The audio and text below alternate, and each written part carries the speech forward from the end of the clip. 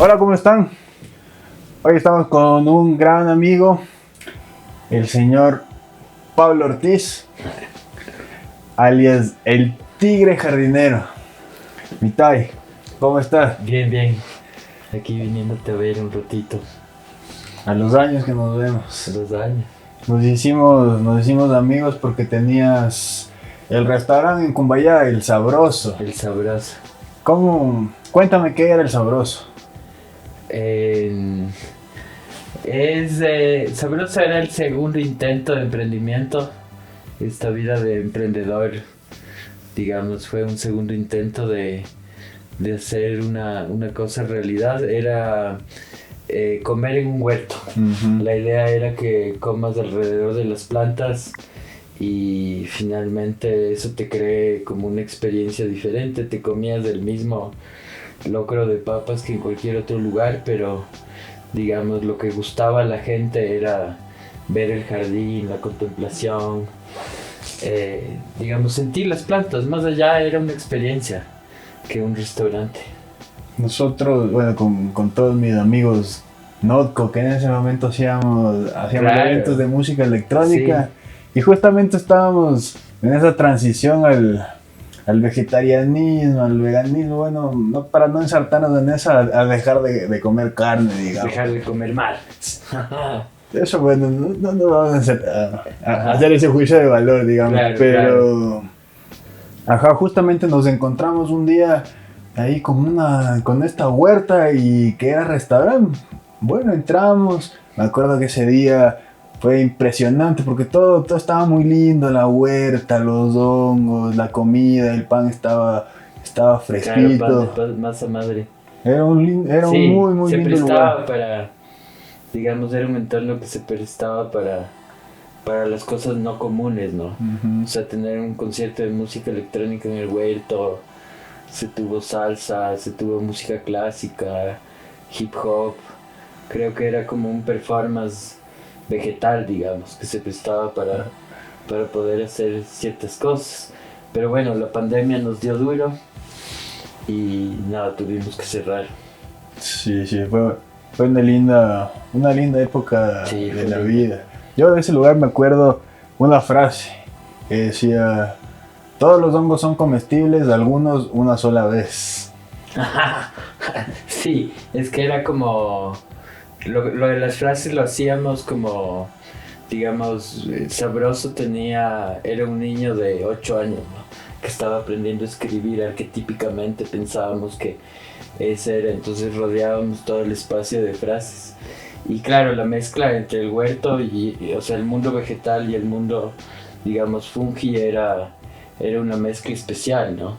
Y teníamos gran variedad de hongos, digamos, que podías comer con vegetales.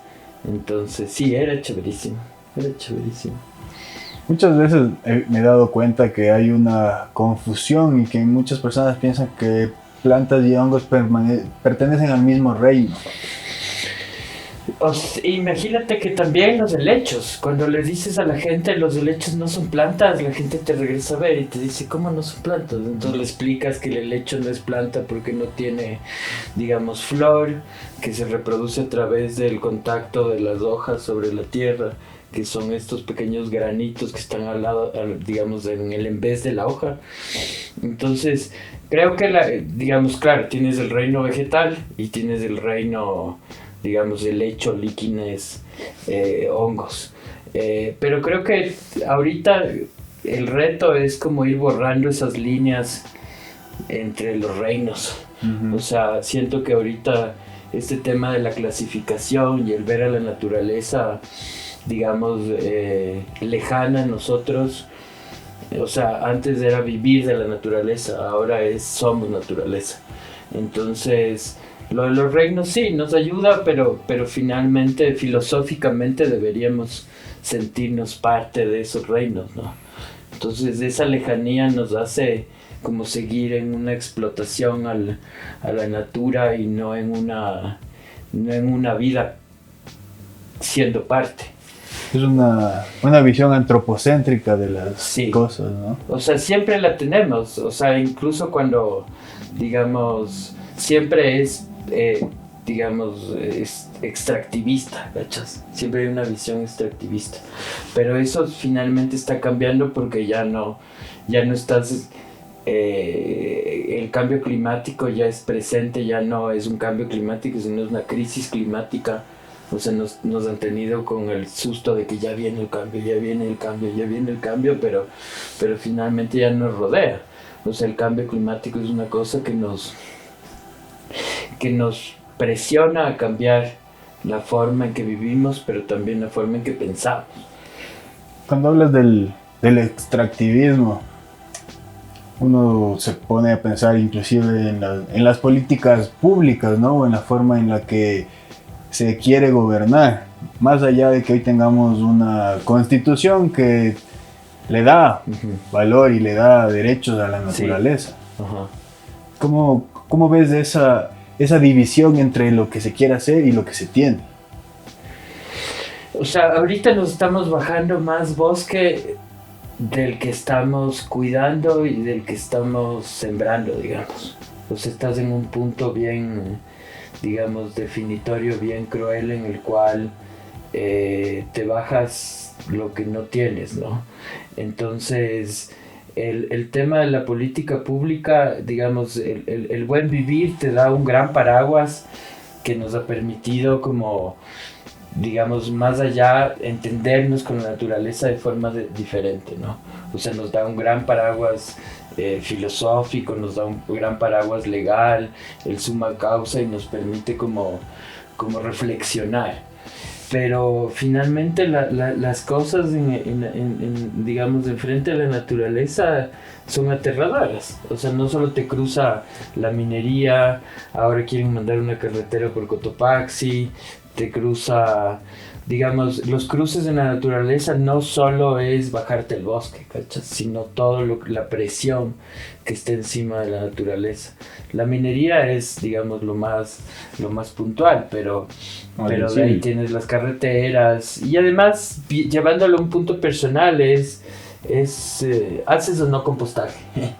Tus desechos orgánicos, ¿a dónde van? ¿Cuánta agua gastas en la ducha? ¿Lavas el carro con manguera o no? O sea, estos temas digamos, tu casa influye en lo global. O sea, ya no estamos en el punto de hacernos extraños con nuestra vida cotidiana. Entonces, sí es un tema de, digamos, sí está la política pública que nos permita como vivir con la naturaleza de mejor forma, pero también la reflexión está cómo tú individualmente vives en tu metro cuadrado. Porque, digamos, si tú no riegas las plantas, o sea, por ejemplo, el ser humano entra a una oficina, mira si riega las plantas. Y a veces te encuentras que, no sé, en la oficina, en el consultorio de tu psicólogo hay plantas y no están regadas y no están bien. Entonces, ¿cómo podemos hablar de cuidado si esa pequeña cosita no la puedes generar? Digamos, no la puedes hacerla vivir, digamos. O sea, si tú te pones enfrente de una planta cotidianamente, ahí hay una relación que tienes que cuidar. Y así mismo lo extrapolas a la política pública, pero digamos, siempre hay que tener esa relación.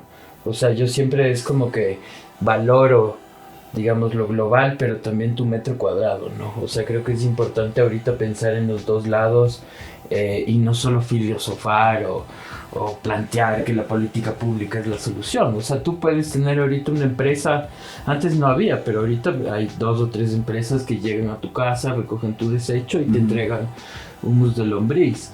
O sea, hay sistemas de agua mucho más eficientes.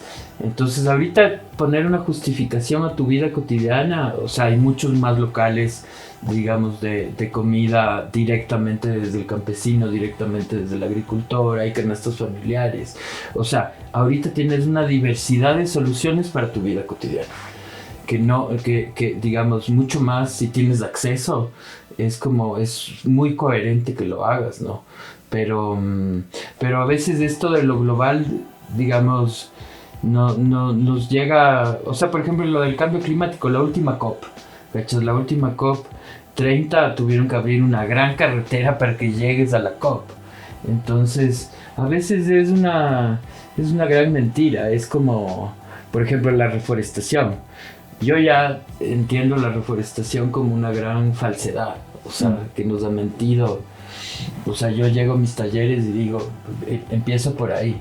¿No es cierto? La reforestación es una gran mentira. ¿No es cierto? Las ONGs, el gobierno, las organizaciones internacionales han metido tanta plata en reforestar, pero eso no está. Entonces, ahorita, digamos, hay que hablar más de regenerar, de restaurar. Digamos, ese es como un nuevo término que ahorita post cambio climático nos va a marcar. O sea, ahorita no, de nada te sirve solo cuidar. Ahorita no solo tienes que cuidar, sino tienes que restaurar el bosque. ¿A qué te refieres con que la reforestación es una gran mentira? ¿Al hecho en sí de reforestar o a instituciones o a gente que se ha tomado ese concepto? O sea, digamos, si tú vas del territorio, en el territorio las plantas no están adaptadas al clima que es, las plantas eran muy pequeñas, por eso se murieron, las plantas fueron plantadas en una época de verano y no de lluvia. O sea, la reforestación es una gran mentira porque hay un montón de cosas que lo hemos hecho mal. Técnicamente, ¿o cierto? Incluyéndome tanto digamos que el agricultor, el campesino, las personas que habitan la ruralidad, tú le hablas de reforestación y es como, chuta, otra vez más me va a regalar plantas, otra vez más los tiempos burocráticos de las instituciones hacen que la planta no llegue. Ahorita es tiempo de sembrar digamos en la sierra y de pronto llegan 3 meses después. Entonces la reforestación no ve el árbol como un individuo, ¿sí me entiendes? La restauración, en cambio, vemos el ecosistema en su totalidad, en su integralidad. O sea, no solo plantamos o sea, el bosque es replicar el bosque, digamos. El bosque no solo tiene un solo árbol, sino tiene estratos, tiene claros, tiene regeneración, se cae uno, salen 5, ¿sí me cachas? Entonces hay que pensar más como bosque y menos como ser humano. O sea, la reforestación es una línea súper, otra vez, ser humano. Si pensamos como el bosque, si te pones a contemplar y a ver el bosque tiene 5 estratos, ¿no es cierto? No solo tiene uno. Entonces hay que pensar más cómo piensa el bosque, cómo pensamos nosotros. Porque si seguimos haciendo, no ha servido nada. O sea, los datos dicen. O sea, los datos te dicen. Entonces, cuando veo estas campañas, sí, es medio polémico, pero cuando ves estas campañas de reforestación, es como, a ver, ¿qué estamos haciendo? Es lo lavado de cara. Le estás llevando a 300 guambras a sembrar el bosque, no saben sacar una funda, no saben qué es una raíz, no saben por qué tienen que poner abono, cuál es la especie que están plantando. Entonces, creo que hay que pensar más como bosque, incluido en la educación ambiental.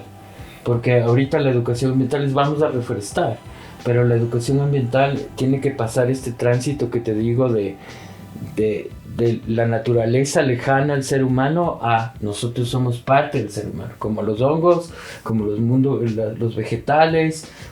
¿Cómo te relacionas con esos mundos?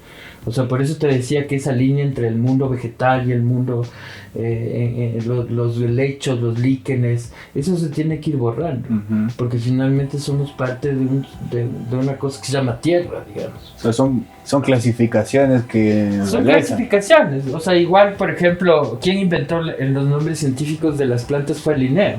Linneo ponía los nombres de los panas que no le caían bien a las plantas. Si cachas, esta le voy a llamar como el tendero de la tienda. ¿O cierto? Él nos hizo poner los nombres científicos de las plantas que nos ayuda a ordenar, pero no nos ayuda a pensar. O sea, estos conceptos nos ayudan a ordenar, pero no nos ayudan a avanzar, digamos. Hablaste justo de la educación ambiental. Bueno, yo me acuerdo que en mis tiempos del colegio era como educación vial o la premilitar o la reforestación. Ahí está. Y ahí está el punto, ¿no? Que lo haces como un requisito, pero no realmente como una integración. Sí, como interiorizar lo que estás haciendo y tu relación con esa planta que vas a sembrar. O sea, de pronto es como, bueno chicos, mañana tienen que traer gorra, bloqueador, una pala, y no tienes mayor introducción. ¿o cierto? No tienen, digamos, mayor relación lo que estás haciendo. Tal vez la educación vial o la conscripción era mucho más interiorizar porque nadie quería ir a reforestar porque el sol y, digamos, estas cosas. Pero creo que ahí está, o sea, ahorita ya estás en el tránsito de llamar educación ambiental otra vez a educación al desarrollo, pero tiene que cambiar eso también porque no solo es un tema de tirarle datos a los guambres, a los jóvenes, no puedes tirar solo un dato, ¿no es cierto? Tienes que contextualizar, tienes que tener una línea histórica, tienes que llevarles mucho más allá. Sí, y además la presencia de la inteligencia artificial. Entonces ya tienes herramientas que no te permiten justificar, digamos, que no trabajes coherentemente en relación a la natura. ¿Pero por qué es tan difícil que permee justamente este mensaje? Digamos, hoy, y no solo en los chicos, sino en muchísima gente, lo último que estamos pensando es en la naturaleza, es en las plantas, es en todos los otros reinos que nos componen, sino en hacer dinero, en trabajar. ¿Por qué hay toda esa desconexión? O sea, ¿a qué se debe? ¿Es en sí del ser humano? ¿Hay un sistema que lo prefiere así? ¿Qué piensas tú? O sea, creo que no lo ves. O sea, por ejemplo, cuando llegó el incendio a la González Suárez y cuando llegó el cambio climático a la puerta de tu casa, hay una reflexión. O sea, cuando viste desde tu puerta que el bosque enfrente de tu calle se estaba quemando, ahí cambió la idea de tu relación con la naturaleza. O sea, si un niño o un joven no tiene una vivencia en un bosque primario, bañarse en un río limpio, no solamente el río limpio, sino río vivo, si tú no tienes ese contacto, hace que tu desarrollo sea muy diferente. O sea, nosotros vivimos al lado del Machangue, uno de los lugares más contaminados, uno de los ríos más contaminados de Quito. El río está ahí, ¿cachas? Nunca lo vemos, ¿no es cierto? Construimos tremenda pared de bloque para no verlo, pasamos la calle por otro lado porque no la queremos ver, pero cuando, por ejemplo, te vas a San José de Mashpi y te bañas en uno de los ríos dentro de la ciudad, dentro del distrito metropolitano de Quito, que no solamente está limpio, sino tiene peces, tiene vida, digamos, tu idea sobre la naturaleza cambia. O sea, si tú me dices cuál sería mi deseo, es que todos los urbanos tengan una vivencia significativa con la naturaleza. Subirse una montaña, bañarse en un río, entrar a un bosque primario, ver un animal. Si me entiendes, esas vivencias significativas hacen que tu cerebro, digamos, tenga otra idea del mundo que nos rodea. Porque si no, pasas encerrado la mayor parte de tu vida. O sea, yo a veces pregunto, ¿hace cuánto no te bañas en un río? ¿O hace cuánto no caminas un bosque? ¿Hace cuánto no tienes un tema de senderismo? Entonces, más allá de necesitamos contacto con la naturaleza. Y eso cada vez es menos dado. ¿O cierto? La tendencia dice que cada vez los niños se desarrollan menos de la naturaleza, por eso ya hay el bosque escuela, hay el parque escuela, hay lugares donde los guambras van a tener un contacto directo con la naturaleza. O sea, esta idea que la naturaleza no aprendemos nada, está cambiando. Entonces los guambras están cada vez más digitalizados, que esta vivencia en el bosque hace que, no sé, su motricidad fina y gruesa se desarrolle. O sea, si trabajas en el huerto, no solo es sembrar, sino hay cosas que tu cerebro se desarrolla. O sea, si tú cosechas de lo que siembras, tu cerebro se esparce, o sea, tiene una vivencia significativa que hace que, y si tú sembraste esa lechuga, cosechaste esa lechuga y le hiciste ensalada a esa lechuga, esa vivencia va a cambiar tu vida. Entonces es más vivencias significativas en la naturaleza. O cierto, no necesitamos educación ambiental, no necesitamos educación para el desarrollo, sino cómo hacemos que nos relacionemos diferente a la naturaleza.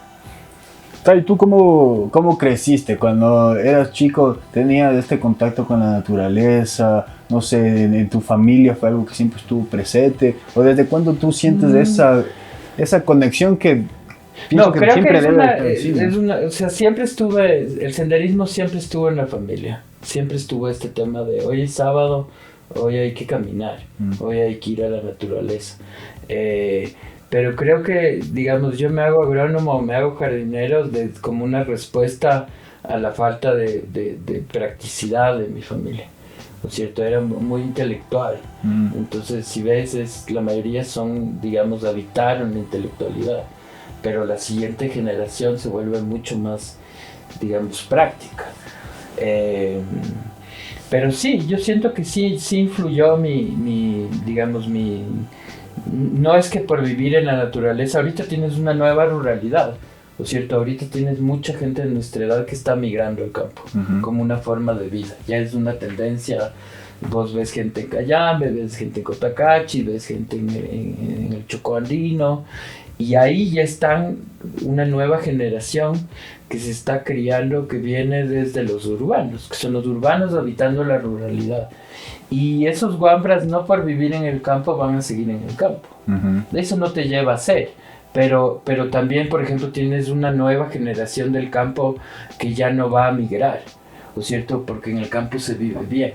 O sea, tienes hijos de campesinos que finalmente tienen su estudio, conectan sus abejas por dron, si me entiendes, trabajan, digamos, dirigido. Entonces, cuando tú les dices, y están en medio de la nada, cuando tú les dices, oh, vas a migrar, tiene 17 años, está en la fecha, digamos, en edad que es la tendencia de migrar a la ciudad y no se da.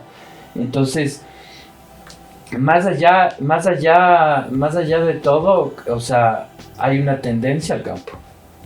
O sea, mal o bien, la gente se está dando cuenta que vivir en el campo tienes calidad de vida.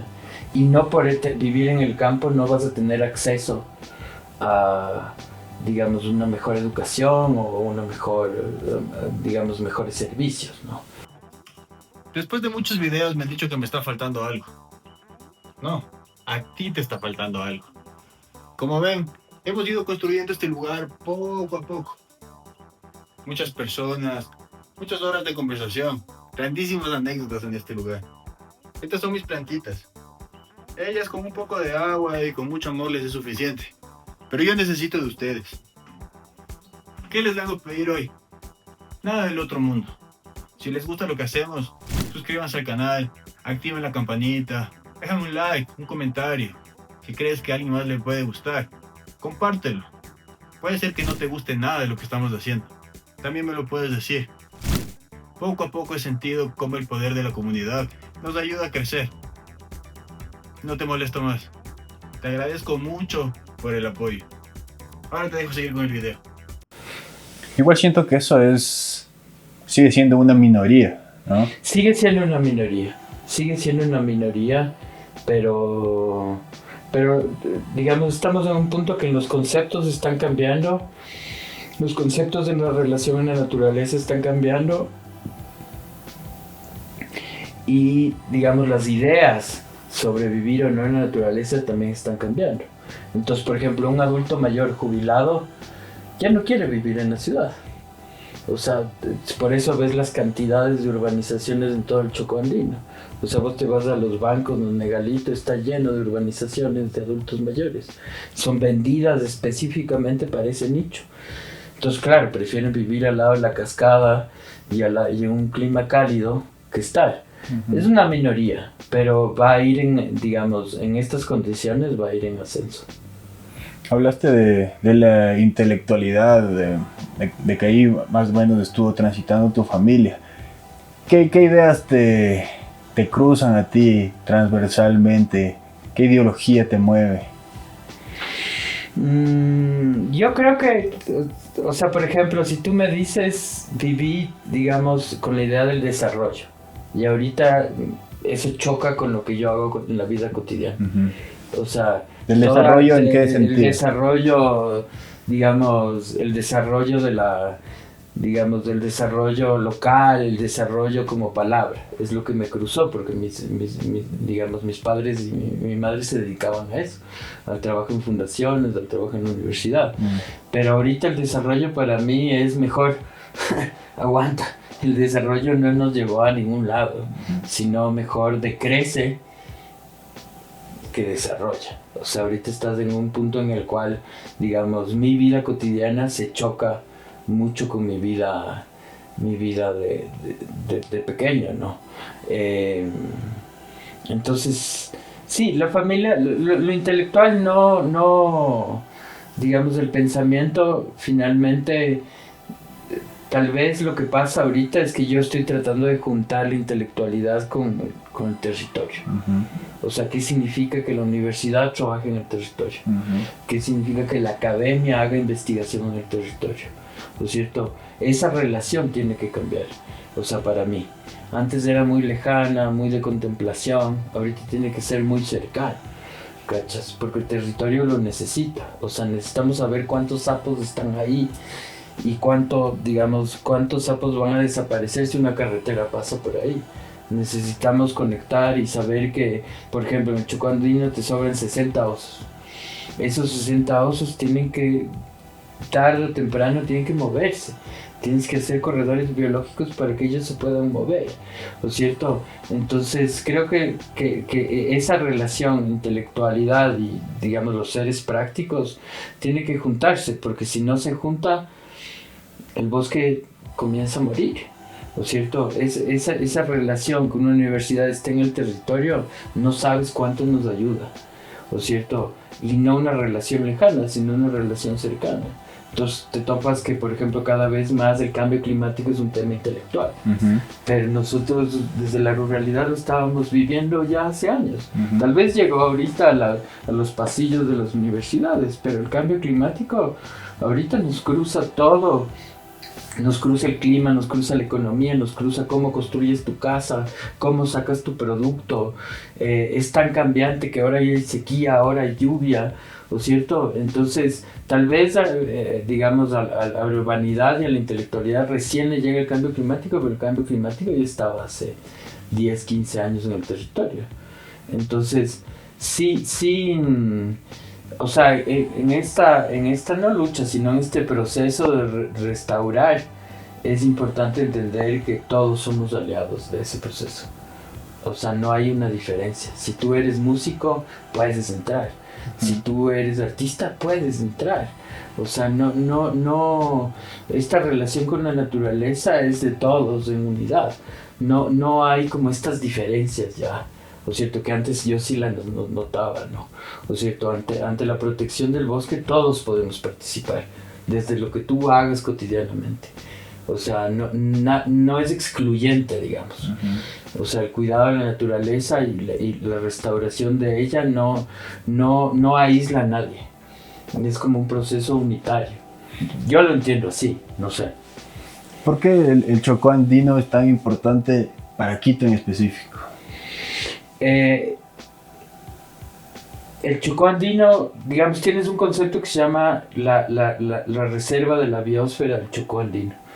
La reserva de la biosfera es un concepto como que lo ideó la UNESCO, que es un concepto global. O sea, por ejemplo, Ecuador tiene 7 reservas de la biosfera. Galápagos fue la primera, y las 2 últimas que tienen 10 años de declaración es el Chocó Andino de Pichincha y el bosque seco de Loja.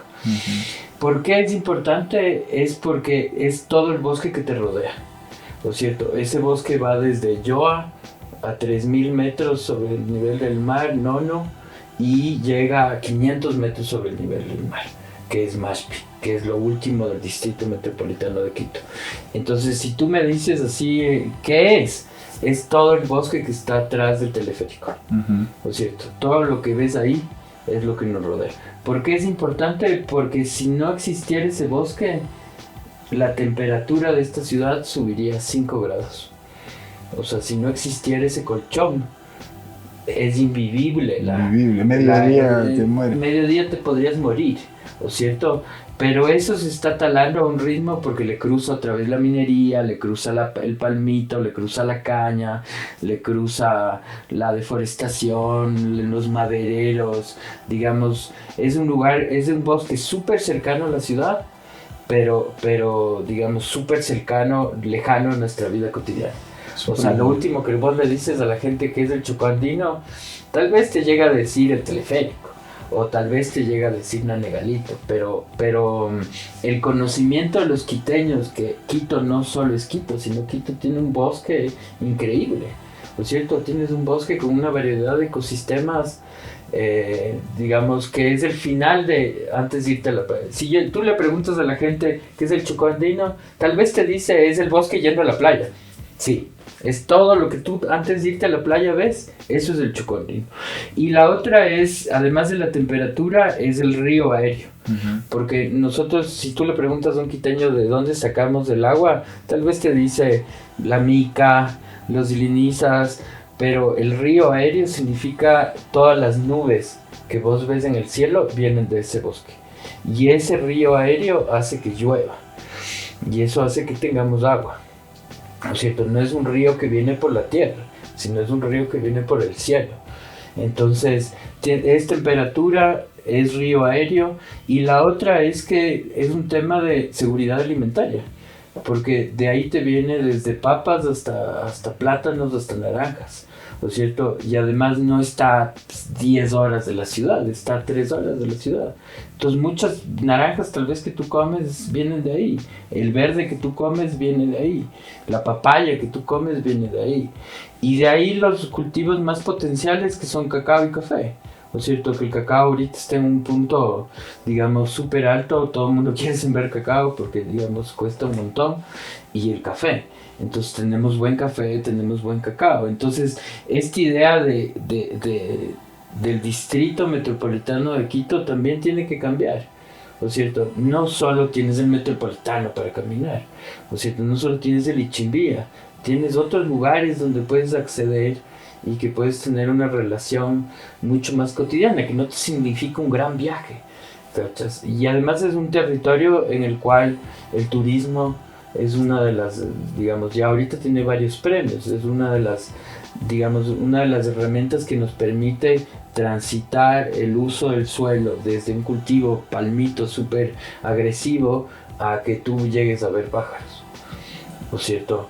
Entonces, digamos, el esfuerzo está en cómo ese bosque que nos rodea, el uso del suelo cambia, ¿no es cierto? Dejamos del monocultivo y pasamos a hacer una actividad que nos brinde, digamos, mejor calidad de vida.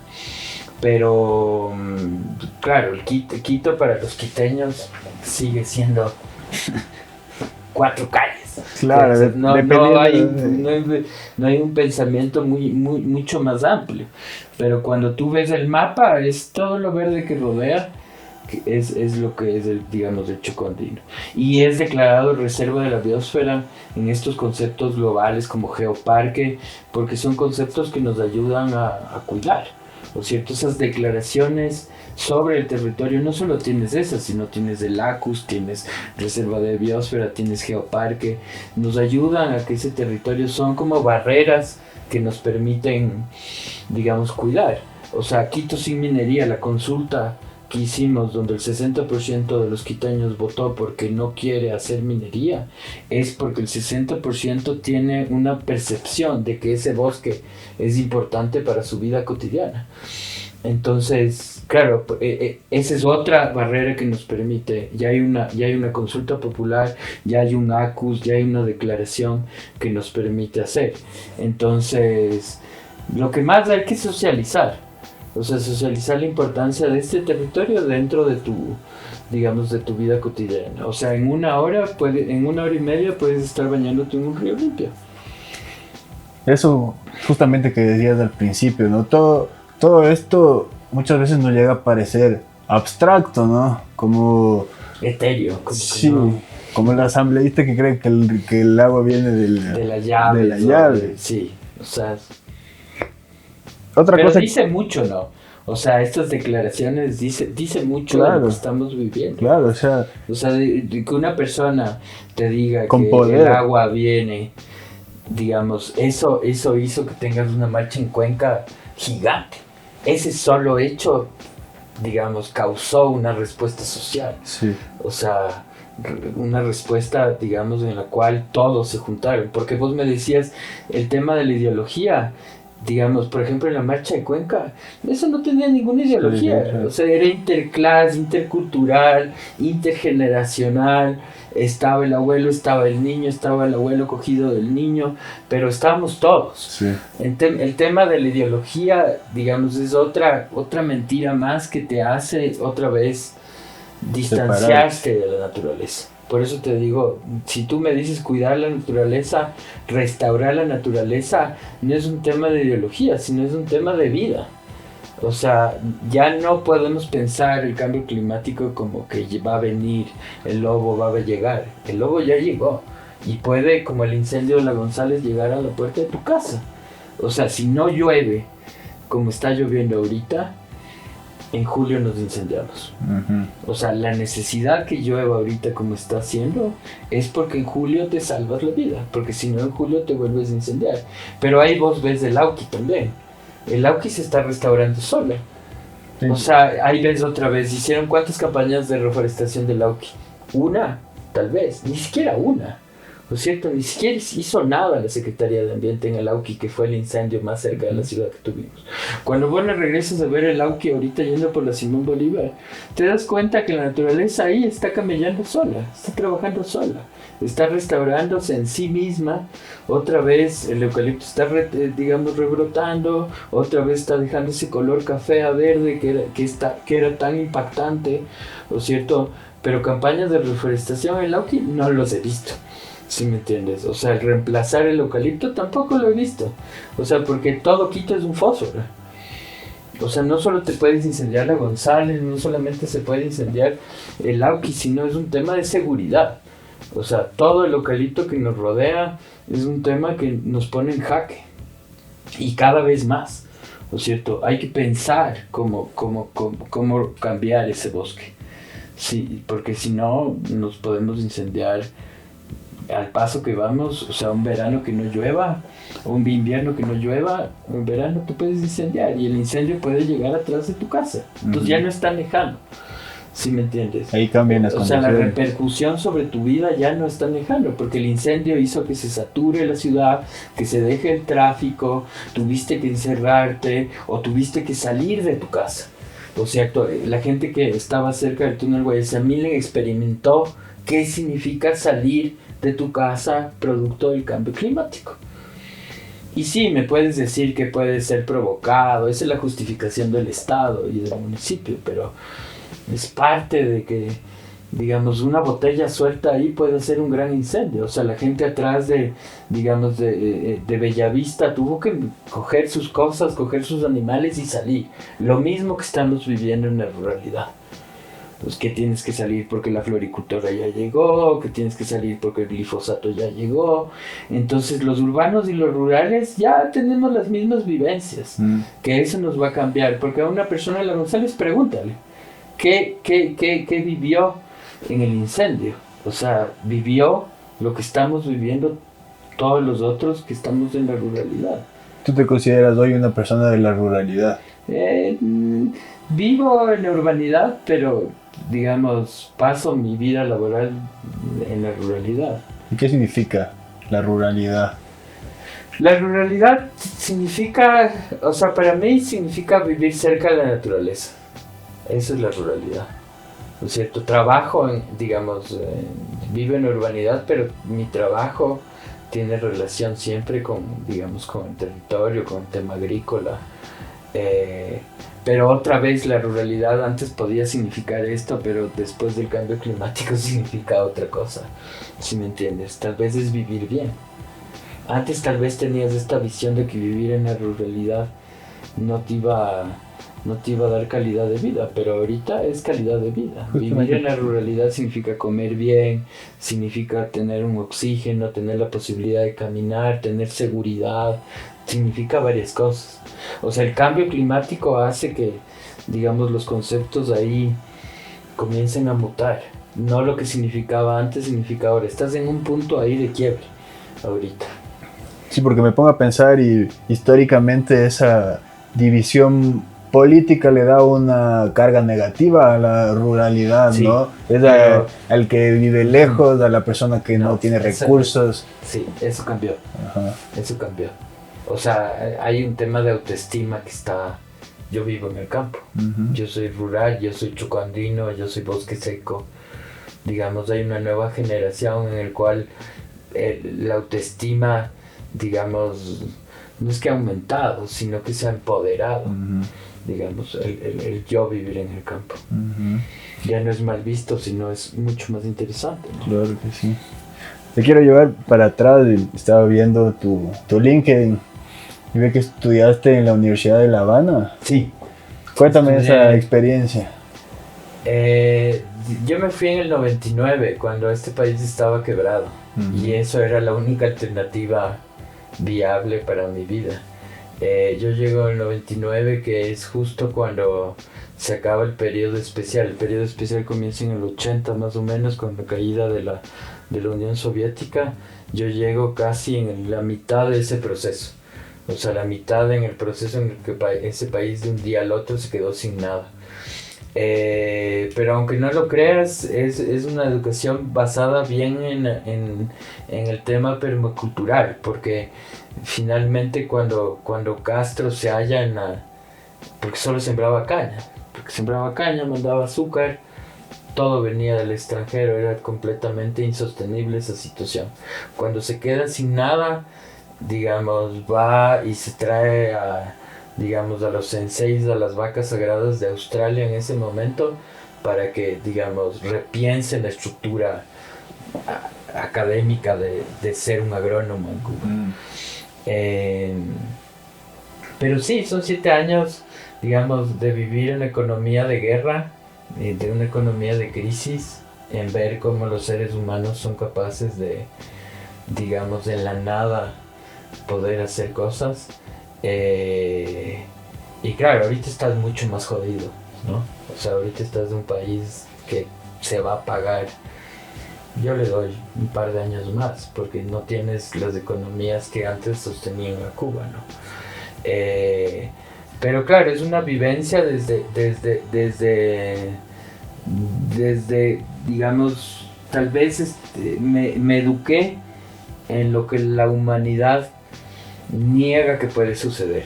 O sea, es una economía sin petróleo, es una economía sin agrotóxicos, es una economía, digamos, de guerra, es una economía de necesidad. Tal vez, digamos, esa educación me hace mucho más resiliente. Digamos, me permite como el haberse de ser educado en esa crisis, tal vez me hace un profesional mucho más resiliente.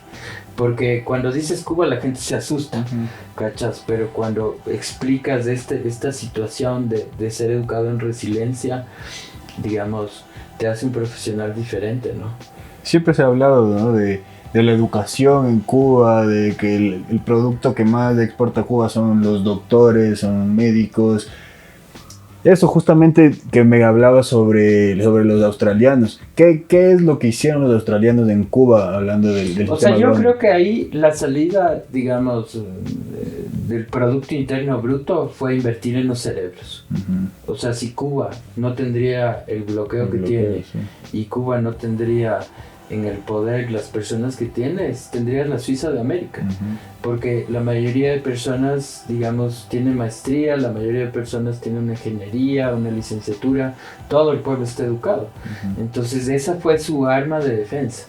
Fue, no vamos a invertir en camarón, o no vamos a invertir en maracuyá, o no vamos a invertir en petróleo, sino vamos a invertir en cerebros.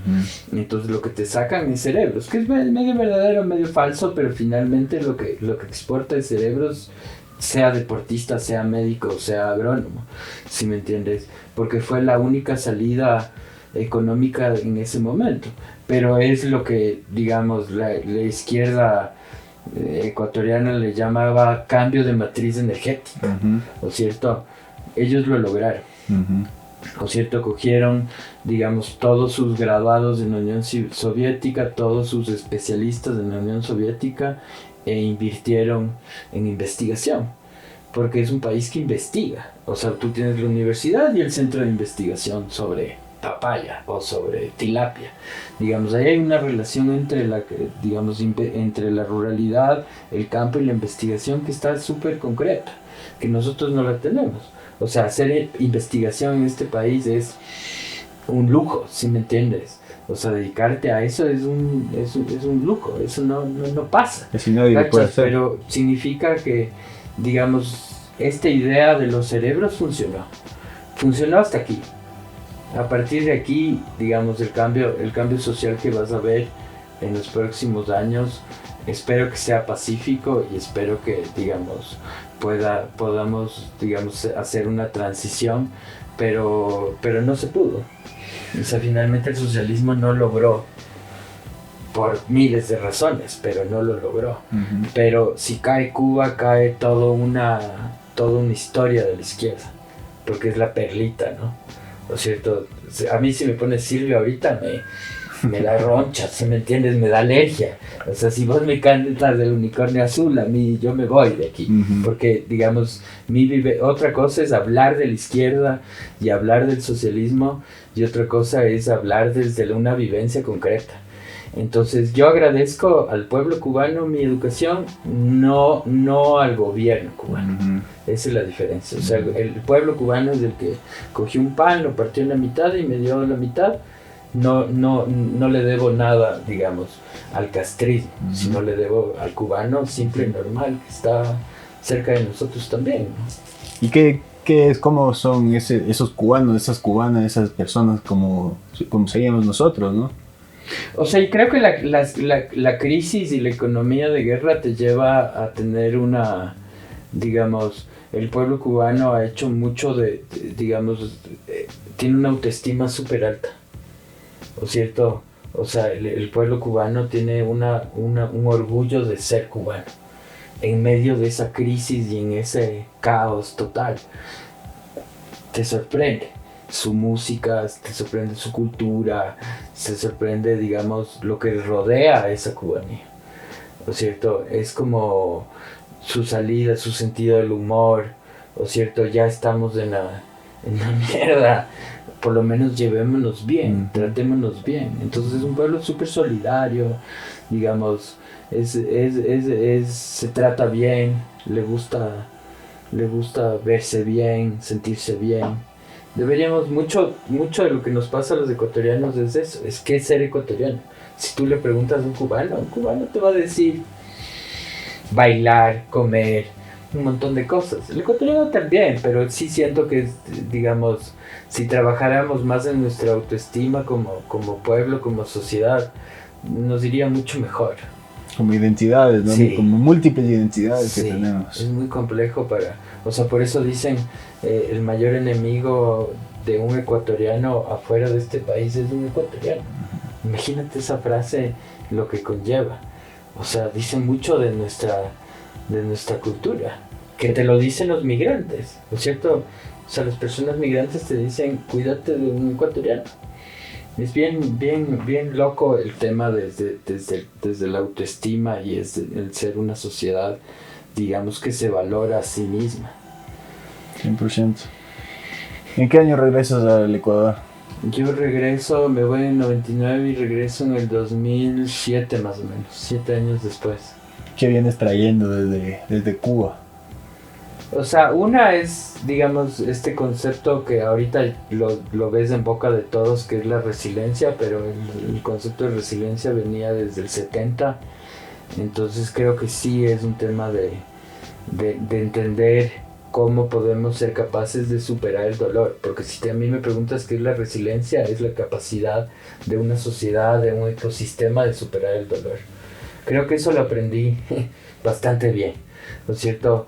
Y de ahí el tema digamos, de la agricultura tienes estas líneas en la agricultura, lo orgánico, lo agroecológico, lo permacultural, lo biodinámico, pero el entender que sí podríamos hacer agricultura sin químicos, o sea, sí podemos hacer agricultura sin agrotóxicos, y digamos, mi mayor aprendizaje fue la agricultura urbana, que era, puedes tener el huerto aquí frente de tu casa, ¿no es cierto? Porque lo que hacen ellos es diseñar las ciudades, porque no puedes gastar gasolina en traerte la lechuga 3 horas antes. Entonces ellos en la crisis dijeron, bueno, ¿por qué no sembrar aquí? Entonces tienes un tema de organopónicos y de agricultura urbana bastante desarrollado. O sea, tienes espacios donde trabajan los adultos mayores en la siembra, digamos, de vegetales y hortalizas para el sostenimiento, porque la seguridad alimentaria en Cuba está todo el tiempo, estás en riesgo, ¿no es cierto? No existe, digamos, un ecosistema como el que nosotros tenemos, que puedes comerte y puedes tener una papa y una naranja al mismo tiempo. Pero si tú me dices que traje, fueron como esos saberes, ¿no? Esos saberes que sí me han acompañado durante mi, digamos, desempeño profesional. ¿Y qué es lo primero que empiezas a hacer aquí a tu regreso? A mi regreso comienzo con lo de agricultura urbana, porque de ahí viene lo de la jardinería. O sea, lo hablo jardinería para que la gente entienda, pero lo que yo hago es, digamos, ecosistemas urbanos donde puedes comer, donde puedes contemplar, donde puedes oler, donde, digamos, no solo son las plantas, digamos, ahí, sino son las plantas y digamos, una relación diferente. Entonces comienzo por eso, y de ahí, claro, me ha marcado un montón el tema de lo que te decía del emprendimiento, y ahorita estoy en una fase donde estoy trabajando la restauración de los ecosistemas. Entonces estoy, digamos, enfocado en cómo vuelve este territorio talado a ser bosque. Pero sí, vuelvo a la jardinería. Digamos, es una de las cosas que me gusta. Sembrar en la ciudad tiene el poner plantas en tu apartamento es una cosa interesante, que me gusta igual que lo que hago ahorita, ¿no? O sea, tú puedes ir a una casa y diseñar Sí. Un ecosistema que... Según tu forma de ser. No todas las plantas, digamos, del transmitir, o sea, la jardinería mucho, digamos, de lo que trata es de transmitir ese poder o esa habilidad de la planta o ese talento a tu vida cotidiana, ¿no es cierto? Es porque tienes la ruda en el bus, ¿no es cierto? No sé si te has dado cuenta, cuando te subes a un bus hay algunos buceros que ponen la ruda, porque hay el saber popular de que la ruda atrae gente y la ruda te protege. Cuando la ruda se seca es porque la energía mala llegó. Entonces hay buceros que de darse cuenta le tienen escondida. Sí, yo no me pero es una relación bien loca de los buceros con todo digamos, con todo lo que pensamos de él, cómo cuida su ruda y la riega todos los días y la tiene ahí en el bus. Pero él lo que está haciendo es coger esa energía de la planta y ponerla en su bus. O sea, ese saber popular y ponerla en el bus. O cierto, es igual que digamos, la lengua de suegra, que en Brasil es como una ruda.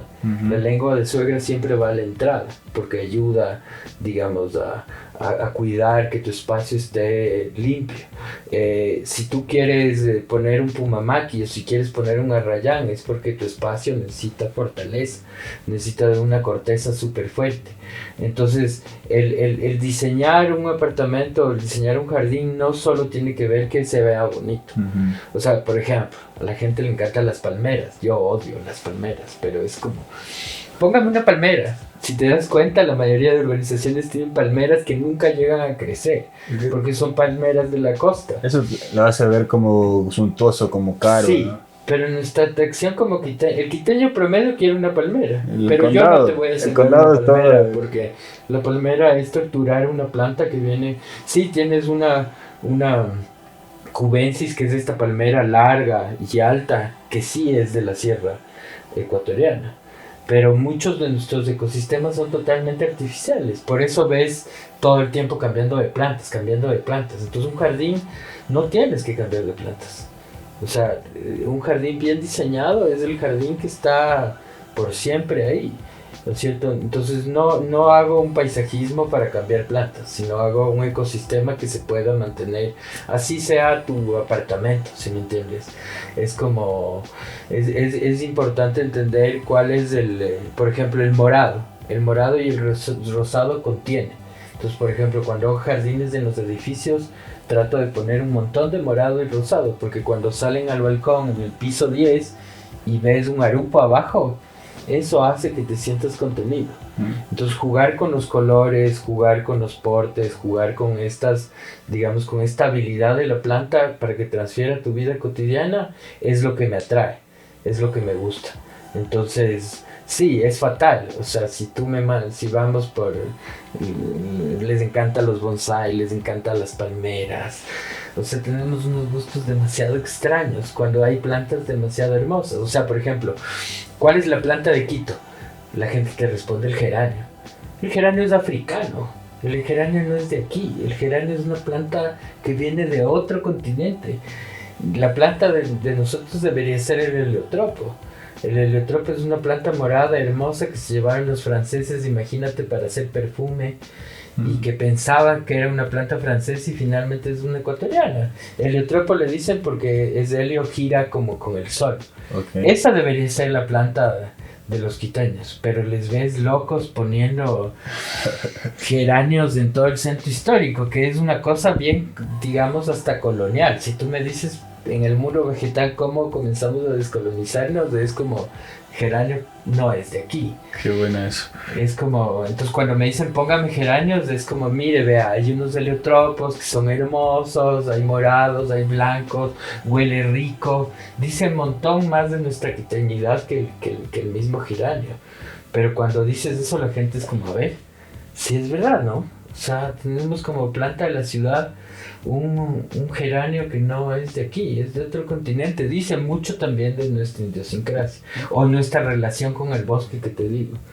O sea, el quiteño quiere geranios en su maceta, no es capaz de ver todo un ecosistema de 3.000 a 500 metros sobre el nivel del mar que puedes hacer. Entonces cuando me dicen palmeras es como, uff. Claro, o la gente coge que es chévere, ¿no? Bajan a John y compra sus propias plantas, sí, ¿no? Sí. También es chévere esa gente que experimenta un poco, bueno, esta se me murió, cuál es la planta de sombra. Hay plantas que son súper poderosas para espacios oscuros, hay otras que, digamos, necesitan más sol. Entonces el generar, o sea, parte de tener una mejor calidad de vida también es como generar mejores ecosistemas, así sea un macetero. O sea, otra vez a tu metro cuadrado, si tu casa descuida tus plantas, investiga un poco de cuáles son sus necesidades y cuáles son sus, digamos, sus talentos. Esto que te digo del bucero y la ruda es bien mágico. Buenísimo. Sí, además tienen su sábila también, a veces tienen la ruda y tienen la sábila. Entonces, cacharás, es muy, le voy a poner mucho más atención. Es muy loco, pero sí pasa. Y le ves al bucero bajando su ruda muerta porque la cantidad de energía negativa que pasa es y la ves, las rudas atrás de la puerta. Ahorita se ha dejado, pero la ruda acompaña el ingreso a tu casa, igual que el San Pedro, igual que la sábila, que son plantas, digamos, cuidadoras.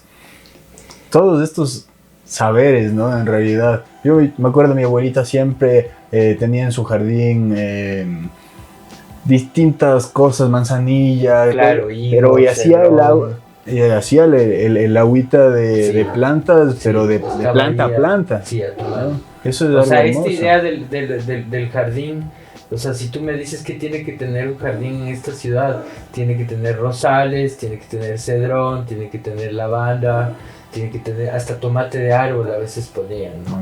Pero la idea del jardín era una cosa que había una relación constante, no solo era regar y cuidar, sino el jardín también te cuidaba, ¿no es cierto? Por eso la necesidad de tener esas plantas a la mano, porque si te dolía la barriga o estabas hinchado, la manzanilla lo iba a solucionar. Entonces tu jardín tenía que tener unas, digamos, hierbitas medicinales, pase lo que pase. Entonces esta relación con el ecosistema ha cambiado. O sea, en las casas del centro histórico no solo tenías el patio interior, sino tenías el patio posterior. Entonces algunas casas todavía lo conservan, que es el patio de atrás. Y las plantas se repiten. O sea, el higo, o sea, si vos transitas por la ciudad en casas que tengan todavía patio, hay algunas que todavía no tienen palmera y tienen estas otras, ¿no? Tienen estas otras, porque a veces juego cuántas palmeras voy a contar hoy en la ciudad, ¿sí cachas? Entonces por cada 20 palmeras encuentras un higo, ¿no es cierto? Y ese higo es seguramente porque esa casa está a punto de volverse edificio, y por eso lo ves. Pero la relación con los, digamos, con los ecosistemas es igual que los árboles patrimoniales o el árbol que está en tu vereda. A veces la gente coge y tala el árbol que está en tu vereda y le encementa o le pone cemento hasta no poder más. No sé cómo piensan que va a vivir ese árbol. Entonces nuestra relación con la natura no solo es el chocondino, sino mira lo que pasa en tu vereda, mira lo que pasa en tu manzana, en tu barrio, en tu comunidad. ¿Cómo nos relacionamos con las plantas? O sea, este amor al cemento no nos va a llevar a nada. ¿No es cierto? Y esta falta de entender que tienes que cuidar el arupo que está en tu... La gente habla del arupo y que el arupo se fascina. Ahorita ya están floreciendo, ¿no es cierto? Pero el arupo necesita algo más, digamos, en tu cosa. ¿Cuántos árboles talados no cuentas? Ese es mi otro conteo. ¿Cuántas palmeras y cuántos árboles talados los tienes? Y a veces es, compañero, ¿por qué taló? Es porque se va a caer. Es como, aguanta, ¿hiciste algún estudio que te permite decir que ese árbol de 100 años se va a caer? O sea, yo he visto horrores en la ciudad, ¿no es cierto? La tala, que es como pensar que talar el bosque y mochar el árbol hasta lo último, porque no quieres gastar en jardinero después, entonces ves todos los árboles mochados. Entonces la relación con la planta de tu casa y la planta de tu esquina, de tu barrio, de tu urbanización, dice mucho de tu entender sobre cuidar. ¿No es cierto? Las plantas lo que te enseñan es a cuidarte y a cuidar, ¿no? Pienso en todos estos saberes, en los chamanes, ¿no? Y en eso, una vez más, sentirse más antiguo, más primitivo, ¿no? En saber para qué sirve cada planta, para saber todo ese conocimiento, y te quiero llevar a las plantas de poder. Sí, es mucho, el ser jardinero tiene mucho que ver con ser chamán y santero. Sí. O sea, lo que yo hago en tu casa tiene mucho que ver cuando vas a la yerbatera del mercado. O sea, la yerbatera del mercado tiene un montón de plantas en su puesto y te puede explicar cómo ella transfiere la habilidad de esta planta a tu cuerpo. Lo cierto, ella sabe con qué limpiarte. Necesitas, digamos, más dureza, necesitas más fortaleza, entonces te limpia con plantas mucho más poderosas. Si necesitas, digamos, más amor, más contemplación, te baña con otras. Entonces tiene mucho de relación, que es una cosa que habita nuestra ciudad todo el tiempo. O sea, si tú vas a un mercado, ellas siguen existiendo pese a todo, ¿no es cierto? Y siguen, digamos, y además son unas botánicas importantes para la ciudad, porque finalmente hay plantas que se van a ver a la quebrada, hay plantas que no se siembran en cultivo grande, sino son plantas muy específicas que tú necesitas para estar mejor. Entonces sí, son como unas grandes jardineras, unas grandes botánicas, pero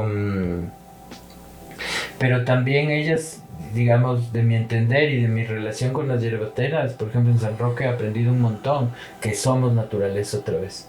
O sea, no le vas a pedir y te vas a ir a limpiar y otra vez le vas a pedir a la naturaleza que haga el trabajo que tú tienes que hacer. ¿No es cierto? A veces la gente entiende, otra vez le pides y otra vez eres extractivista en esa relación. Me voy a hacer una limpia, a ver si se soluciona esto. Y es como, digamos, la yerbatera hace que tu estado, digamos, físico y tu cuerpo cambie de tonalidad, pero no te va a resolver los problemas, ¿no? Por supuesto. Es otra vez esa visión extractivista de la natura, ¿no? Entonces es igual que las plantas de poder. O sea, ahorita nuestro entorno puede ser arrasado por la búsqueda de los psilocibes, el viaje en ayahuasca, el camino rojo en San Pedro. O sea, todavía no hemos llegado a los 15 minutos de fama, pero ya sucedió. El peyote, por ejemplo, con los psilocibes en Ibarra, ¿no es cierto? Tienes unas grandes historias donde la gente llegaba solo a donde dicen que estuvo Manu Chao, que estuvo los Beatles y demás, llegó a arrasar. ¿No es cierto? Llegó a arrasar, digamos, la presencia de los psilocibes, lo que va a pasar ahorita con la ayahuasca. ¿No es cierto? Que tienes gente que se cruza viene de kilómetros de distancia solo para tener una vivencia en ayahuasca. Pero sí, puede erosionar los ecosistemas porque el turismo no es que sea la gran solución. O sea, el turismo también te puede complicar la vida. O sea, por ejemplo, tienes Mindo, donde tienes un turista que pagó $5,000 por venir a ver un pájaro y de pronto pasa un cuadrón con unos quiteños promedios que vinieron a farrear. ¿Sí me entiendes? Entonces hay que pensar, digamos, otra vez, si esa planta de poder, ¿cómo te relacionas? Porque la gente dice, claro, me fui a tomar ayahuasca, pero regresas a ver si regó sus plantas y no están regadas. Entonces, o sea, el acceder a esas plantas de poder también tiene una coherencia sobre cómo tú te relacionas, no solo con esa ayahuasca, sino como con todo el mundo natural.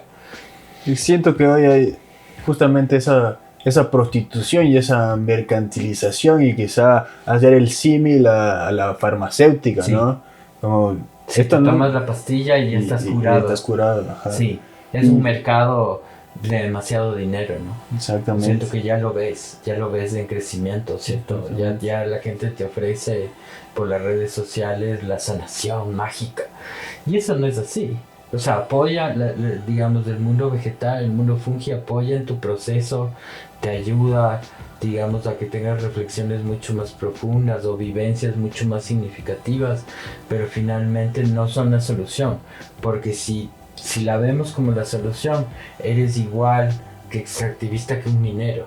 Sí. ¿No es cierto? Tu viaje tiene gasto, tiene una mancha ambiental, estás llegando a una zona, digamos, pero somos un país que nos va a cruzar eso, ¿no? Nos va a cruzar, estamos cruzados, o sea, tenemos la mejor ayahuasca, somos el país con los mejores psilocibes, entonces es como que tarde o temprano vas a ver ese turismo aterrador que llega a Galápagos, también va a llegar a, digamos, a la Amazonía o a tu espacio cerca de tu casa a hacer esa curación mágica, ¿no? Ahora que hablas de Galápagos, justamente vivimos de eso. Nosotros estábamos en Galápagos y fuimos ahí a un canal a ver unos tiburones martillo y de repente llega un yate y se bajan gente totalmente borracha con copas de champán.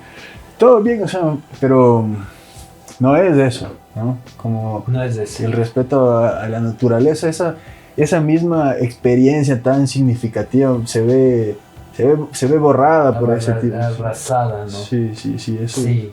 O sea, pues hay que creer en un turismo más, digamos, que te permita que esté relacionado con restaurar tu ecosistema.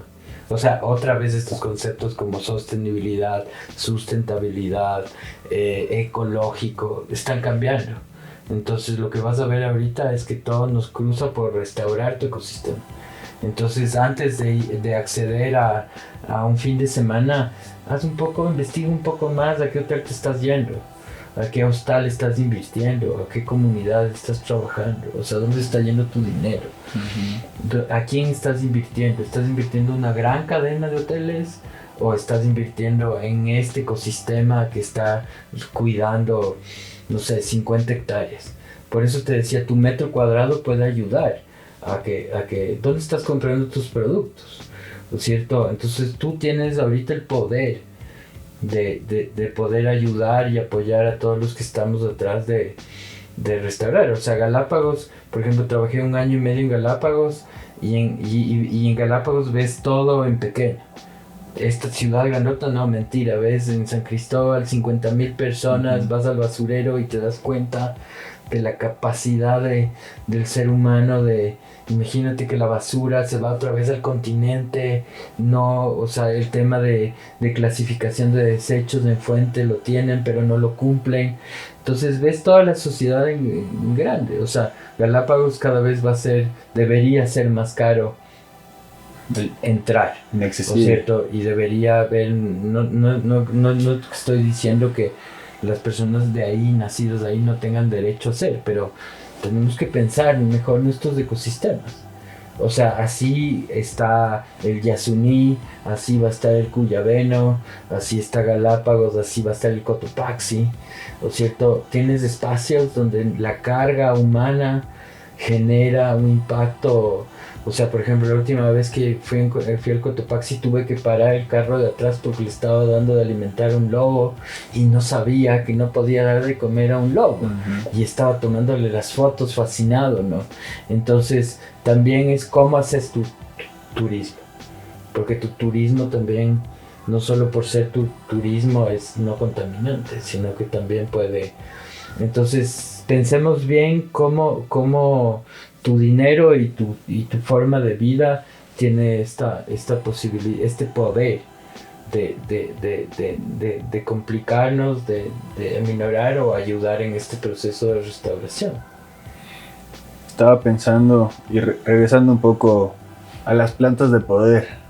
Hoy, no sé, la marihuana es casi un commodity, digamos, ¿no? Está como tan expandido que se pierde muchísimas veces la real relación que hay entre el espíritu de una planta tan sabia y tan poderosa, ¿no?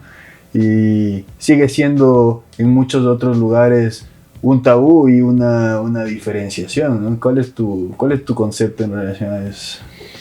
O sea, somos el país que puede, o sea, toda la zona de Puerto Viejo, toda la zona de Urucuquí. Urucuquí es nuestra California, ¿cachas? Podemos sembrar una de las mejores marihuanas del mundo. Otra cosa que no nos damos cuenta y que el mercado canadiense ya se está dando cuenta, porque tenemos luz solar, tenemos casi el mismo ecosistema que Afganistán en algunos lugares, entre seco y sin agua. Entonces, pero es una industria, digamos, toda la zona florícola que tú ves puede ser zona de cannabis. Por cierto, la ley ya permite sembrar cannabis con 2% menos de THC. ¿2% o 1%? 1%, no tengo claro, pero ya la ley te permite, digamos, CBD. acceder a, digamos, al mercado, al permiso y sembrar. Entonces se va a caer el mercado de las flores porque todo mercado cae y se va a volver un mercado canábico. Eso lo vas a sentir en los próximos 10 años. O sea, si hay un estado que quiera atraer inversión pública, puede ser a partir de la cannabis. Pero lo que está sembrando ahí finalmente es salud, porque tú no puedes sembrar cannabis con químicos, ¿no es cierto? Porque esa cannabis finalmente se va a hacer gomita y finalmente va a ayudar a una persona con cáncer, ¿sí me entiendes? Entonces es un mercado, digamos que los canadienses lo tienen mucho más claro que nosotros, pero es un mercado, es una tendencia, digamos, mundial. Con la pandemia se aceleró esa necesidad de la sociedad de hallar, digamos, otra vez parches o curas mágicas para su vida cotidiana. Y, digamos, yo veo eso como una posibilidad de mejorar, digamos, la calidad de vida de ciertos espacios, digamos, rurales, cierto campesinado. Obviamente la inversión es demasiado alta, no sé, está por los 100,000 hectáreas más o menos, pero, digamos, mientras siembres cura, mientras siembres algo que puede curar la humanidad, para mí está bien. ¿No es cierto? Ver el mercado desde el otro lado, que es todo lo que nos ha llevado el narcotráfico y demás, ahí sí es otra vez el poder que tú tienes de cambiar las cosas, ¿no es cierto? Seguir comprando creepy. Seguir fumando creepy y finalmente apoyando todo un mercado negro. Digamos, un mercado de sangre también, ¿no es cierto? Un mercado que tiene todo este país en la lona también, no solo en la coca, sino también el tema de la marihuana, el tema de... O sea, mientras sea cura, creo que está bien. Y lo vas a ver en estos 10 años de expandirse de una forma...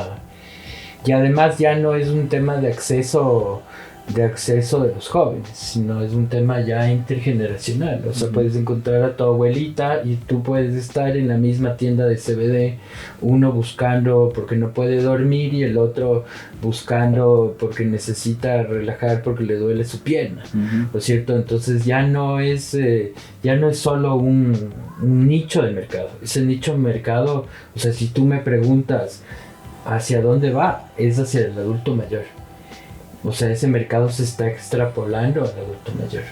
O sea, hacia que el adulto mayor tenga una mejor calidad de vida y una solución hacia sus, digamos, hacia sus males de cuerpo. Y a las enfermedades crónicas Y también, a las ¿no? enfermedades La crónicas. fibromialgia, las madres que buscan en los concentrados para los niños con epilepsia, todo ese Sí, mercado. sí. O sea, es una cosa que no le hemos regresado a ver. O sea, seguimos regresando a ver a lo mismo de siempre. Sigues regresando a ver al banano, sigues regresando a ver a la palma africana, a la maracuyá, al camarón. No salimos de esos. Pero si yo te hablo de la tagua, si yo te hablo de, digamos, de la marihuana, si te hablo de otros cultivos que tienen la misma rentabilidad o mayor rentabilidad, es lo que pasa. O sea, por ejemplo, la palma nos fuimos, digamos, se cayó por un tema de la plaga. Eso mismo va a pasar con el plátano ahorita. O sea, ahorita tienes una plaga en Machala, en ascendencia, que puede tumbar todos los platanales, porque todo el platanal que tenemos es clon, y todos son unos igualitos. Si entró a Machala, puede entrar a todo el Ecuador. Y eso puede bajarse todo el mercado, digamos, del plátano que está. Eso mismo puede pasar con el cacao. O sea, el entender y no diversificar, digamos, y entender que este país es maravilloso por las condiciones que tiene. O sea, puedes sembrar marihuana en Puerto Viejo, pero puedes sembrar aquí a 3 horas en Urcuquí. O sea, tienes lugares con diferentes temperaturas, en diferentes espacios, pero que pueden cumplir con un mismo cultivo. Pero sí, deberíamos, digamos, tarde o temprano vas a ver que Urcuquí se vuelve California. Eso está... O sea, llegas a Urcuquí, te das cuenta y dices, te vas a Chichimbiro a las piscinas y dices, Sí. es California. No hay O sea, hace falta años. poco para que, digamos, ya veas todo lo que es Yachay, todo eso va a ser sembríos de marihuana, ¿no es cierto? Pero, digamos, faltan un montón de cosas, políticas públicas, que las escuelas, sé que ya, por ejemplo, la de Ibarra ya tiene una especialización en siembra de cannabis, porque no solo es política pública, sino es toda la cadena que necesitas para que ese cultivo o ese mercado se dé. O sea, por ejemplo, en la restauración seguimos pagando las fundaciones y las ONG 50 centavos por la planta que vas a sembrar. Eso tiene que mejorar, ¿es cierto? O sea, hay que pensar en un proceso y en una cadena y no solo en una sola cosa.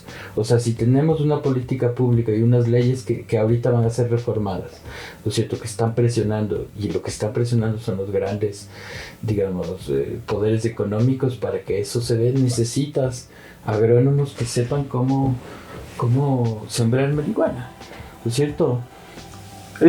Y en eso yo veo un riesgo una vez más, ¿no? De estos grandes grupos otra vez que se van a apropiar de esos medios de producción, pero que no tienen ninguna vinculación histórica con la planta una vez más, ¿no? Sí, es muy otra vez extractivista. Lucio ya en 3 campañas sale prendiéndose un porro. Y lo vas a ¿Qué ver tiene que más. ver? Lo vas a ver más, porque, no sé, Topic también lo hizo. Pero no descartes que Topic invierte en marihuana. Es que está O claro, que ¿no? Lucio invierte en marihuana Está- y está haciendo eso un poco para El lobby, ¿no? cambiar nuestro switch. Cuando la abuelita ya está en la puerta del shop pidiendo sus gomitas porque tienes artritis, es una cosa. Pero hay empresas creo que están haciendo las cosas bien. Hay empresas que tienen una relación con las comunidades, empresas que siembran marihuana, que tienen una relación diferente con las comunidades, en el cual se basa en redistribuir las ganancias de forma equitativa, ¿no es cierto? Porque, por ejemplo, el mercado de las flores saca grandes capitales, pero lo que te deja atrás es agrotóxicos, tierra erosionada, malformaciones, daño cerebral, agua contaminada. O sea, eso es lo que te dejan las floricultoras. Pero tal vez en cultivos como la marihuana tenemos la posibilidad de cambiar esa relación, digamos, no solo con el ser humano, sino también con la naturaleza, porque finalmente no puedes sembrar muerte cuando vas a vender salud. Eso ya no es posible. O sea, imagínate, el mercado de las flores es siembras muerte para cultivar belleza. O sea, una flor ecuatoriana tiene atrás violencia de género, tiene atrás contaminación de ecosistemas, tiene atrás, ante esa belleza, tienes una carga increíble. Es igual que cuando me voy a comer a un restaurante caro, a mí ya me da miedo ir a comer a un restaurante caro porque sé que atrás de ese plato hay violencia en la cocina. O sea, entiendo que ese plato sí tiene lechugas orgánicas, pero el trabajador que está ahí atrás está siendo violentado psicológicamente porque tienes un capataz que le está gritando ahí. O sea, si me preguntas, comenzamos con Sabroso. Sabroso nos caracterizábamos porque tenías un entorno totalmente, la lechuga era orgánica, pero los trabajadores estaban, digamos, con sus beneficios de ley, tenían un trato amable. Entonces creo que estamos, este tema de comprar belleza y atrás muerte, en el ser humano está cambiando. O sea, yo cuando ya me compro flores, prefiero las flores de, digamos, de mi bosque que estos grandes rosas en las cuales, imagínate, tú estás metiendo esa cadena de contaminación en tu casa, en el centro de tu mesa. O sea, estás metiendo el glifosato ese de que tanto hablamos, ya no solo llega a tu vereda, sino está en el centro de tu mesa. Entonces hay que pensar qué está atrás de estos, de lo que te sirves y de lo que te usas en tu vida cotidiana. Porque los agrotóxicos llegan a... Esa es otra cosa que hago cuando camino a la ciudad. ¿Cuántas veces encuentro hierba quemada por agrotóxico, por glifosato? Entonces el glifosato no solo está en el campo, sino está en la vereda de tu vecino que está poniendo glifosato porque no quiere pagarle al jardinero para que, digamos, corte esa parte, sino coge y aplica glifosato sin ninguna protección. Además, ya ha comprobado que es cancerígeno, pero lo seguimos haciendo así porque vas a cualquier ferretería y pides un galón de glifosato y te lo venden con suma facilidad. Vos lo aplicas en tu vereda, llueve, eso cae a la alcantarilla, contamina todo el agua que estás viendo y llega el machambre. Entonces sí es como entender que no solo tenemos que sembrar árboles, si me cachas, es lo que te decía.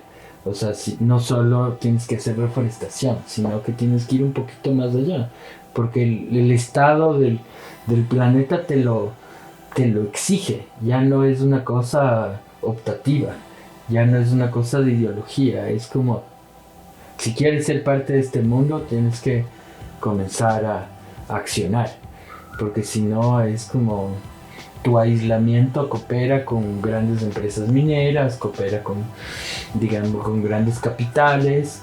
Entonces a veces yo siento que la reflexión va más desde tu metro cuadrado y podemos hacer más desde nuestro metro cuadrado que pensar en ese gran capital o en ese gran inversor. Eso siempre va a pasar, pero siempre hay personas que hacen la diferencia, digamos. Estaba pensando en la comida orgánica. Digamos, si uno tiene un régimen alimentario basado en plantas, pero todas tus plantas las consumes de los grandes supermercados. Todos esos productos, para que sean así de grandes y vibrantes, tienen toda esa cantidad de químicos, ¿no? Sí, o sea, es como, eso va a pasar. O sea, si te vas a las grandes empresas, le ponen cera a tus naranjas para que vos le veas mejor. O sea, yo a veces digo, cuando por ejemplo naranjilla, que es uno de los cultivos con mayor cantidad de agrotóxicos, yo siempre compro la que está podrida, porque cacho que la que está podrida no tiene igual agrotóxicos. O sea, comprar una naranjilla limpia y bella es meterte agrotóxicos a la vena. O sea, los cultivos como naranjilla, tomate, papa, frutilla, que tienen grandes aplicaciones, es mejor que de antemano lo compres en mercados alternativos, porque si no es un veneno. En la naranjilla ya sientes, ya es un cultivo que sientes, en la frutilla también. O sea, ¿es seguro comprar, por ejemplo, en la feria libre, en el mercado? Yo siento que el tema ya está cayendo, pero el tema de orgánico elitizó un poco. O sea, como que tapó un poco lo que hacen nuestros mercados. O sea, si tú te vas a un mercado, el perejil seguramente no tiene químicos, el apio, todas las hierbas medicinales no tienen químicos, seguramente el tomate viene digamos, de una agricultura mediana o una agricultura pequeña. O sea, el mercado te da la posibilidad de acceder a estos pequeños nichos, medianos y pequeños, lo que no te dan las grandes empresas. O sea, si vos vas a las grandes empresas, seguramente esa frutilla no hay que hacer mayor cosa, que esa frutilla viene de un espacio de una agricultura industrial a gran escala, monocultivo, digamos. Hay lechugas que ya se venden como orgánicas, pero ¿de qué me sirve una lechuga sembrada con 1000 lechugas alrededor? Es igual de complicado. Entonces, y además ya no es que haya una diferencia de precios, eso es un mito. O sea, si tú compras en el mercado y el resto accedes a pequeños agricultores, estás haciendo algo. O sea, estás cerrando el ciclo de forma diferente, ¿no es cierto? Porque seguramente la frutilla que está en esta gran empresa tuvo que moverse un montón de tiempo para llegar a tu mano, tuvo que pasar un montón de cosas para que llegue a tu mano. Si vos vas al mercado, tal vez eso llegó a los grandes mercados San Roque y de ahí fue a tu mercado, a tu tienda o a tu verdulería. O sea, el comprar en la verdulería de la esquina de tu casa hace que el planeta sea mejor. O sea, eso es una cosa que no lo ves, pero está ahí, ¿sí me entiendes? Porque esa verdulería compró seguramente en un mercado, compró seguramente en un nicho mediano, y la plata tuya se redistribuyó en un espacio, digamos, mucho más consciente. Por eso no ves que las grandes empresas se ponen al lado de los mercados. O sea, cacharás que hay el mercado y te topas con todas las grandes empresas de alrededor. Sí. ¿O cierto? Porque lo van a terminar complicando. Entonces ya tienes mercados que están muriendo, ¿o cierto? Porque tienen 100%. Los grandes capitales, miércoles y martes descuento en verduras, ¿o cierto? Lo que pasa con esta gran empresa que está hasta en la sopa, está aullando, está haciéndoles aullar a todas las tiendas pequeñas, a la verdulería de tu barrio. Ya incluso entré el otro día y tenían verde. Ya cuando dices como ya tienes verde, ya es como que la cosa cambió. Claro. Y entonces lo que están haciendo los grandes capitales es entrando a pelear. O sea, ya no solo les basta con lo grande, sino quieren entrar al capital chiquito de tu cuadra, ¿cachas? A eliminar todo. Tú en los Estados Unidos no ves una verdulería, no ves una tienda de barrio, o sea, eso no existe. Eso no existe. Y eso es más o menos lo que es la tendencia. va a pasar. Es la tendencia. Pero apoya la verdulería de tu barrio. Apoya la verdulería. O sea, apoya tu 100%. Canasta familiar, apoya tu microempresa de recolección de desechos, compra miel de abeja a la gente que está en el bosque.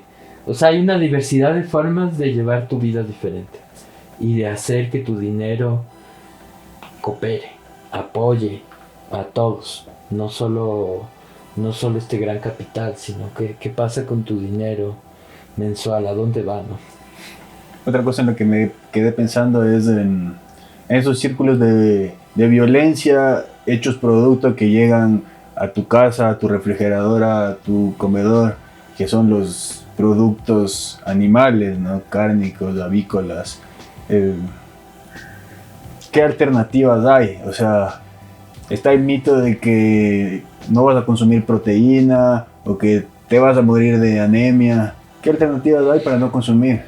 Yo fui 8 años vegetariano y tuve que dejar de hacerlo porque el nutricionista dijo, estás sacando más de lo que estás metiendo. O sea, el optar por el vegetarianismo significa que tienes que aprender a cocinar, que tienes que aprender sobre los alimentos. No solo es declararte vegetariano, sino tienes que entender que tienes que parar, no puedes hacer un almuerzo en 20 minutos, sino que necesitas elaborar tus alimentos de forma diferente.